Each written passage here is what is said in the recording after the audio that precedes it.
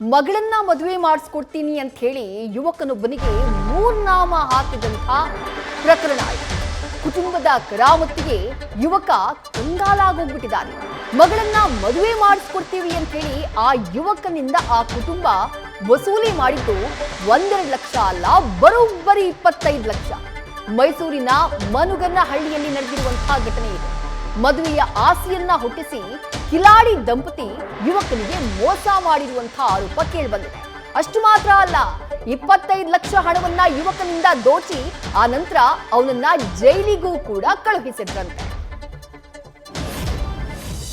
ಈ ಕಡೆ ಹುಡುಗಿನೂ ಮಿಸ್ ಆಯಿತು, ಈ ಕಡೆ ನನ್ನ ದುಡ್ಡು ಹೋಯ್ತು, ಸಮಾಜದಲ್ಲಿ ಇರೋ ಗೌರವನೂ ಹೋಯ್ತು ಅಂದ್ಕೊಂಡು ಅದು ಅಲ್ಲಿದಲ್ಲಿಗೆ ಆಯಿತು. ಇನ್ನು ಏಕೆಂದರೆ ಕಾನೂನು ಪ್ರಕಾರ ನಾವೇನಾದರೂ ಹೋಯ್ತು ಅಂದರೆ ಎಲ್ಲ ಹುಡುಗಂದೇ ತಪ್ಪಿರ್ಬೋದು ಅನ್ನೋ ಒಂದು ದೃಷ್ಟಿಯಿಂದ ಸರಿ ಆಯಿತು, ದುಡ್ಡು ಹೋಯ್ತಾ, ಯಾಕೆಂದರೆ ಜಮೀನೆಲ್ಲ ಮಾರಾಯಿತು ಬಿಟ್ಟಾಯಿತು ಅಂತ ಸುಮ್ಮನಿದ್ದು. ಅದಾದ ಸರ್ 4 ತಿಂಗಳಿಗೆ ಅಡಿಕೆ ಮರ ಕಡ್ದಿದ್ದಾನೆ ಅಂದ್ಬಿಟ್ಟು ಹುಣಸೂರು ಸ್ಟೇಷನಲ್ಲಿ ನನ್ನ ಮೇಲೆ ಒಂದು ಕಂಪ್ಲೇಂಟ್ ಮಾಡಿದ್ರು. ಏನಂತ, ಹುಡುಗಿ ಬಂದು ಕೇಳ್ದ ಮದುವೆ ಮಾಡಿಕೊಡೋದಿಲ್ಲ ಅಂದ್ವಿ, ಅದಕ್ಕೋಸ್ಕರ ಅಡಿಕೆ ಮರ ಕಡ್ದಿದ್ದಾನೆ ಅಂತ. ಬಟ್ ಸತ್ಯಾಸತ್ಯತೆ ಸರ್ ಅದು ಅವರೇ ಮಾಡ್ಕೊಂಡಿದ್ದಾರೆ. ಏನು ಅದರಲ್ಲಿ 850 ಮರ, ಅದೇ ಮನೆ ಅದೇ ತೋಟ, 850 ಮರ ಅಂತೇಳಿ ಪೊಲೀಸ್ನವ್ರು ಲೆಕ್ಕ ಅವ್ರಿಗೆಲ್ಲ ಪ್ರತಿಯೊಂದು ಗೊತ್ತು ಎಷ್ಟು ಮರಗಳು ಹೋಗಿದೆ ಅಂತ.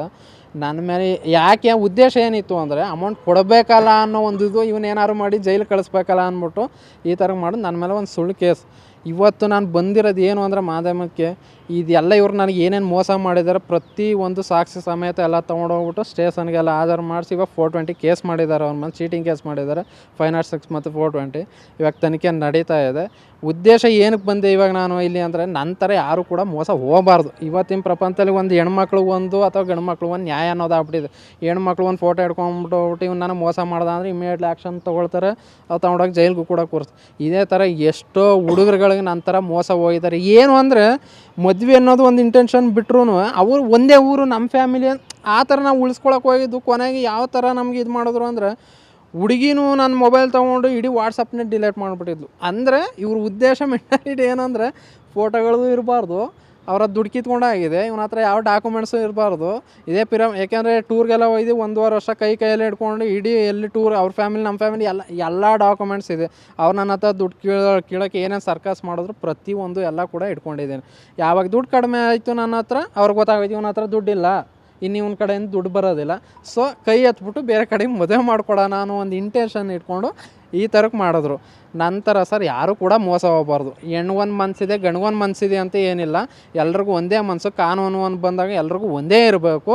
ಇವತ್ತು ನಾನು ಬೀದಿಗೆ ಬಂದೆ, ಯಾಕೆಂದ್ರೆ ನಾನು ಜಮೀನಲ್ಲಿ 2.5 ಎಕರೆ ಜಮೀನಿತ್ತು, ಮಾರ್ಕೊಂಡಿದ್ದು. ಇವತ್ತು ನಾನು ಬೀದಿಗೆ ಇದನ್ನು ಇಲ್ಲಿಗೆ ಹೋರಾಟ ಮಾಡೋದು ಬಿಡೋದಿಲ್ಲ. ಇನ್ನೊಂದು ಸ್ವಲ್ಪ ದಿನದಲ್ಲಿ ಅವ್ರು ಮನೆ ಮುಂದ್ಗಡೆ ಕೂತ್ಕೊಂಡು ಪ್ರತಿಭಟನೆ ಮಾಡೋದು. ಯಾಕೆಂದರೆ ಇಡೀ ಕರ್ನಾಟಕನೇ ನೋಡಬೇಕು. ಒಬ್ರಿಗೆ ಒಂದು ಅನ್ಯಾಯ ಆಗೋದು, ಒಬ್ರಿಗೊಂದು ಮೋಸ ಆಗೋದು, ಇದು ಎಲ್ಲಾದರೂ ಆಗಲಿ. ಇಲ್ಲ ಇದು ಯಾವುದೂ ಆಗಿಲ್ಲ ಅಂದರೆ ಸುಮ್ಮನೆ ಕೋರ್ಟ್ ಮುಂದ್ಗಡೆ ಒಂದು ದಯಾಮರಣ ಕೊಟ್ಬಿಡ್ಬೋದು. ಯಾಕೆಂದ್ರೆ ಮೋಸ ಹೋಗಿದ್ದೀನಿ, ಅವ್ರ ಕೈಲಿ ನ್ಯಾಯ ಕೊಡ್ಸೋಕ್ಕಾಗಿಲ್ಲ ಅಂದರೆ ಫೈನಲ್ ನಮ್ದು ಅದೇನೆ, ರಾಷ್ಟ್ರಪತಿಯವ್ರಿಗೆ ಅದನ್ನು ಕೂಡ ಬರೀತೀವಿ. ನಮ್ಮ ತಂದೆ ತಾಯಿ ಎಲ್ಲ ಯಾಕೆಂದರೆ ಇನ್ನು ಸ್ವಲ್ಪ ದಿನದಲ್ಲಿ ಹೋಗಿ ಪ್ರತಿಭಟನೆ ಮಾಡುವಂಥದ್ದು ಕೂತ್ಕೊಂಡು ಯೋಚನೆ ಮಾಡ್ತಾಯಿದ್ದೀವಿ. ಮೋಸ ಅಂತೂ ಹೋಗಿದೆ. ಇದನ್ನು ಸುಮ್ಮನೆ ಏನೋ ಒಂದು ಸಿಗ್ತಲ್ಲ ಅಂದ್ಬಿಟ್ಟು ಒಂದು ಇವತ್ತಿನ ಹೆಣ್ಮಕ್ಳ ವಿಚಾರದಲ್ಲಿ ಸರ್ ಕುಟುಂಬದವ್ರು ಎಷ್ಟು ಮಿಸ್ಯೂಸ್ ಆಗಿ ಯೂಸ್ ಮಾಡ್ತಾ ಇದ್ದಾರೆ ಅಂದರೆ ಸರ್ ನಮಗೆ ನಾನು ಕಳ್ಕೊಂಡಿರೋ ಅಮೌಂಟ್ ಬೇಕು, ನನಗೆ ಮೋಸ ಮಾಡಿದ್ದಾರೆ. ಈ ಥರ ಹುಡುಗಿನೂ ಮೋಸ ಮಾಡಿದ್ದಾಳೆ, ಅವ್ರ ತಂದೆ ತಾಯಿ ಎಲ್ಲರೂ ಮೋಸ ಮಾಡಿದ್ದಾರೆ. ಮದುವೆ ಮತ್ತಷ್ಟು ಡೀಟೇಲ್ಸ್ ನಮ್ಮ ಮೈಸೂರು ಪ್ರತಿನಿಧಿ ರವಿ ಪಾಂಡೂಪುರ ನೀಡ್ತಾ ಹೋಗ್ತಾರೆ. ರವಿ, 1000 ಸುಳ್ಳು ಹೇಳಿ ಒಂದು ಮದುವೆ ಮಾಡು ಅನ್ನುವಂಥ ಮಾತಿದೆ. ಆದರೆ ಇಲ್ಲಿ ಮದುವೆ ಆಗೋಕ್ ಹೋದಂಥ ಹುಡುಗ 25 ಲಕ್ಷ ಕಳ್ಕೊಂಡ್ಬಿಟ್ಟಿದ್ದಾನೆ. ಈ ಮೋಸ ಮಾಡಿದಂಥ ಕುಟುಂಬದ ಹಿನ್ನೆಲೆ ಏನು, ಆ ಹುಡುಗಿ ಯಾರು, ಅವರೇನಾದ್ರೂ ಈ ವಿಚಾರಕ್ಕೆ ಈ ಆರೋಪಕ್ಕೆ ಸಂಬಂಧಪಟ್ಟ ಹಾಗೆ ಮಾತನಾಡಿದ್ದಾರೆ ಹೇಗೆ? ವಿದೇಶಿ ಮೋಸ, ವಂಚನೆ, ಅನ್ಯಾಯಗಳು ಕೇವಲ ಹೆಣ್ಮಕ್ಳಿಗಾದ್ರೆ ಮಾತ್ರ ಕಾನೂನಲ್ಲಿ ಅವ್ರಿಗೆ ನ್ಯಾಯ ಸಿಗುತ್ತೆ, ಗಂಡು ಮಕ್ಕಳಿಗೆ ಆದ್ರೆ ಸಿಗ್ಲಿಕ್ಕಿಲ್ವಾ ಅಂತ ಹೇಳಿ ಮೈಸೂರು ಜಿಲ್ಲೆ ಹುಣಸೂರು ತಾಲೂಕಿನ ಹಳೆ ಮನುವಾಡಿ ಗ್ರಾಮದ ಅಶೋಕ್ ಈಗ ಕಣ್ಣೀರನ್ನ ಹಾಕ್ತಿದ್ದಾನೆ. ಇದಕ್ಕೆ ಪ್ರಮುಖವಾದ ಕಾರಣ ಅಂತ ಅಂದ್ರೆ ಅಶೋಕ್ ಅದೇ ಗ್ರಾಮದ ಯುವತಿಯೊಬ್ಬರನ್ನ ಮದುವೆ ಆಗ್ಲಿಕ್ಕೆ ಮುಂದಾಗಿದ್ದಾನೆ. ಆ ಸಂದರ್ಭದಲ್ಲಿ ಆ ಎರಡೂ ಕುಟುಂಬದವರು ಕೂಡ ಅನ್ಯೋನ್ಯವಾಗಿದ್ದಾರೆ. ಆದ್ರೆ ಆರಂಭದಲ್ಲಿ ಇದ್ದಂತಹ ಅನ್ಯೋನ್ಯತೆ ದಿನ ಕಳೆದಂತೆ ಹಣಕಾಸಿನ ವ್ಯವಹಾರ ಮಧ್ಯೆ ಬಂದ ಕಾರಣದಿಂದಾಗಿ ಬಿರುಕು ಬಿಟ್ಟಿದೆ. ಇದಕ್ಕೆ ಪ್ರಮುಖವಾದ ಕಾರಣ ಅಂತಂದ್ರೆ ಹುಡುಗಿಯ ತಂದೆ ವೆಂಕಟೇಶ್ ಹಾಗೂ ಅವ್ರ ತಾಯಿ ಲಕ್ಷ್ಮಿ ಜೊತೆಗೆ ಹುಡುಗಿ ಸಿಂಚನ ಮೂವರು ಕೂಡ ಹುಡುಗನಿಗೆ ಮೋಸ ಮಾಡಿದ್ದಾರೆ ಅನ್ನೋದು ಈಗ ಹುಡುಗನ ಆರೋಪ, ಅಂದ್ರೆ ಅಶೋಕ ಆರೋಪ. ಹಂತ ಹಂತವಾಗಿ 25 ಲಕ್ಷ ರೂಪಾಯಿಗಳನ್ನ ನನ್ನಿಂದ ಅವರು ತೆಗೆದುಕೊಳ್ಳುವಂತಹ ಕೆಲಸಕ್ಕೆ ಮುಂದಾಗಿದ್ರು. ಅವರ ತಂದೆಯ ಖಾತೆಗೆ 15 ಲಕ್ಷ ರೂಪಾಯಿ, ತಾಯಿಯ ಖಾತೆಗೆ 8 ಲಕ್ಷ ರೂಪಾಯಿ, ಮತ್ತೆ ಹುಡುಗಿಗಾಗಿ 2 ಲಕ್ಷ ರೂಪಾಯಿ ಹಣವನ್ನ ನೀಡಿದ್ದೀನಿ.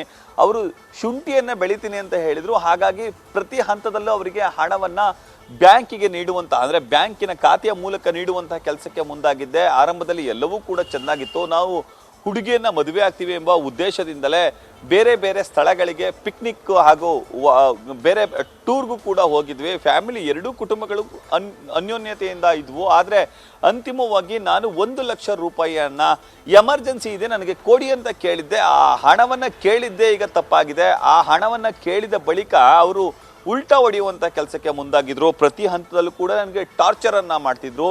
ಕಳೆದ 2023 ಆಗಸ್ಟ್ 10ನೇ ತಾರೀಕು ನನ್ನ ವಿರುದ್ಧ ಸುಳ್ಳು ಮೊಕದ್ದಮೆಯನ್ನ ಹೂಡಿ ಅವರು ನನ್ನನ್ನು ಜೈಲಿಗೆ ಹಾಕುವಂತ ಕೆಲಸಕ್ಕೂ ಕೂಡ ಮುಂದಾಗಿದ್ರು. ತಮ್ಮ ತೋಟದಲ್ಲೇ ಬೆಳೆದಂತಹ ಅಡಿಕೆ ಮರಗಳನ್ನು ನಾನು ನಾಶಪಡಿಸಿದೆ ಅಂತೇಳಿ ಸುಳ್ಳು ಮೊಕದ್ದಮೆಯನ್ನ ಹೂಡಿ ಹುಣಸೂರಿನ ಗ್ರಾಮಾಂತರ ಪೊಲೀಸ್ ಠಾಣೆಯಲ್ಲಿ ದೂರನ್ನು ದಾಖಲಿಸುವುದರ ಜೊತೆಗೆ ನನ್ನ ವಿರುದ್ಧ ಒಂದು FIR ದಾಖಲಿಸಿ ನನ್ನ ಜೈಲಿಗೆ ಇಟ್ಟುವಂತ ಕೆಲಸಕ್ಕೆ ಮುಂದಾಗಿದ್ರು. ಅದರಿಂದ ಹೊರ ಬಂದಂತಹ ನಾನು ಸದ್ಯ ಈಗ ನನಗೆ ಆದಂತಹ ಅನ್ಯಾಯದ ವಿರುದ್ಧ ಸಿಡಿದಿದ್ದೇನೆ. ನನಗೆ ಮೋಸ ಆಗಿದೆ, ಹಾಗಾಗಿ ನನಗೆ ನ್ಯಾಯ ಬೇಕಾಗಿದೆ. ನಾನು ಪ್ರತಿ ಹಂತದಲ್ಲೂ ಕೂಡ ಹಣವನ್ನು ನೀಡಿದ್ದಕ್ಕೆ ನನ್ನ ಬಳಿ ದಾಖಲೆಗಳಿದೆ. ಇದ್ರ ಜೊತೆಗೆ ನಾನು ಯಾರಿಗೂ ಕೂಡ ಮೋಸವನ್ನು ಮಾಡಿಲ್ಲ. ಇವರೆಲ್ಲರೂ ಕೂಡ ಮೋಸ ಮಾಡಿದ್ದಕ್ಕೆ ನನ್ನ ದಾಖಲಾತಿಗಳಿದ್ದು ಈ ಸಂಬಂಧ ಹುಣಸೂರು ಗ್ರಾಮಾಂತರ ಪೊಲೀಸ್ ಠಾಣೆಯಲ್ಲಿ ಪ್ರಕರಣವನ್ನು ಕೂಡ ದಾಖಲಿಸಿದ್ರಿ. ಆದರೆ ಪೊಲೀಸರು ನಿರ್ಲಕ್ಷ್ಯವನ್ನು ವಹಿಸ್ತಿದ್ದಾರೆ. ಹಾಗಾಗಿ ನನಗೆ ನ್ಯಾಯ ಬೇಕು. ನನಗೆ ಆಗಿರುವಂತಹ ಅನ್ಯಾಯವನ್ನು ಸರಿಪಡಿಸಬೇಕು. ಒಂದು ವೇಳೆ ಸರಿಪಡಿಸಲಿಲ್ಲ ಅಂದರೆ ನಾನು ಹುಡುಗಿಯ ಮನೆಯ ಎದುರೇ ನಾನು ಧರಣಿಯನ್ನು ಕೂರ್ತೀನಿ. ಕಾರಣ ನನಗೆ ಆಗಿರುವಂತಹ ಅನ್ಯಾಯ ಜಗತ್ತಿನಲ್ಲಿ ಬೇರೆ ಯಾವ ಗಂಡು ಮಕ್ಕಳಿಗೂ ಕೂಡ ಆಗಬಾರ್ದು ಅನ್ನೋದು ಅಶೋಕ್ ಅವರ ವಾದ. ಅಶೋಕ್ ಅವರ ವಾದದ ಜೊತೆಗೆ ಆತ ಹೋರಾಟಕ್ಕೆ ಕೂಡ ನಿಂತಿದ್ದಾನೆ. ನಾನು ಯಾವುದೇ ಕಾರಣಕ್ಕೂ ಸಮರ ಸಾರಿಯೇ ತೀರ್ತೀನಿ, ನಾನು ಅದರಿಂದ ಹಿಂದೆ ಸರಿಯಿಲ್ಲ ಅಂತ ಹೇಳುವಂಥ ಕೆಲಸಕ್ಕೆ ಸದ್ಯ ಮುಂದಾಗ್ತಿದ್ದಾನೆ ವಿದ್ಯಾಶ್ರೀ. ಥ್ಯಾಂಕ್ ಯು ರವಿ ತಮ್ಮೆಲ್ಲ ಡೀಟೇಲ್ಸ್ಗೆ. ನ್ಯೂಸ್ ಫಸ್ಟ್ ನಿರ್ಭೀತಿಯಿಂದ ನಿಮ್ಮ ಪರವಾಗಿ.